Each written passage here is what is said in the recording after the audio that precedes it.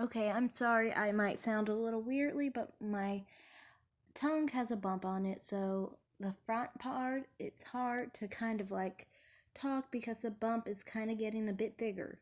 And because of that, it kind of makes talking a little bit harder because, yeah, it's like positioned right where I speak. You know how you dictate your diction basically with your tongue is different depending on what's happening to the tip of it, basically. Anyway, so I wanted to just do a video on this situation. Often, when I make videos on things like this, it's often people who are trans who have some kind of discomfort with what I said or with what someone else said and I agreed with. I am of the mindset that yes, I understand you are offended by the fact that your kidding right said that people with dysphoria suffer from mental illness or that they're creeps and things of that nature.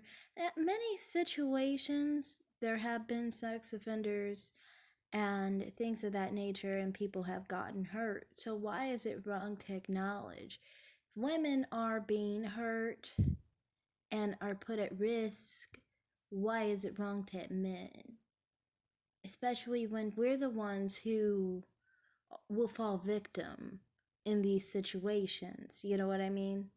So, I mean, the fact that she was calling some people who identified as transgender creeps or mentally unstable, I don't really see anything wrong with that in the sense that she's basically trying to address some of the people that are trans and are a threat to basically women in our spaces.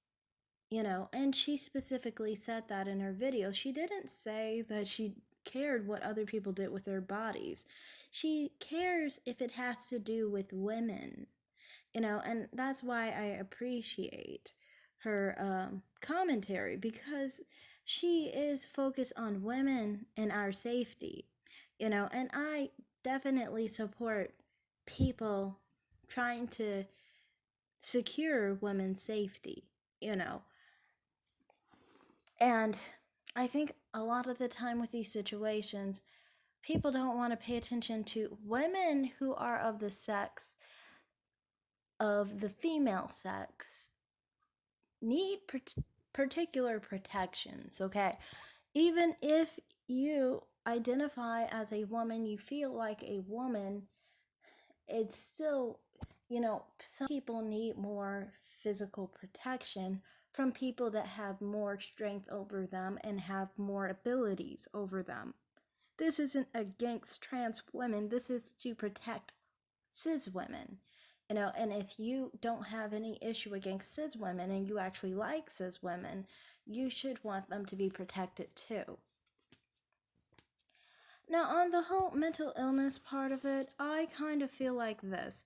Um, I like some of the things she says about it in the sense of someone not fitting in to the basically the gender norms, basically, or fitting into what they think is a prototype of a woman or the prototype of a man, and basically, you know, the idea of them not changing their bodies because why should they be forced to manufacture their bodies and not have a sense of body positivity? You mean to tell me trans people don't deserve body positivity?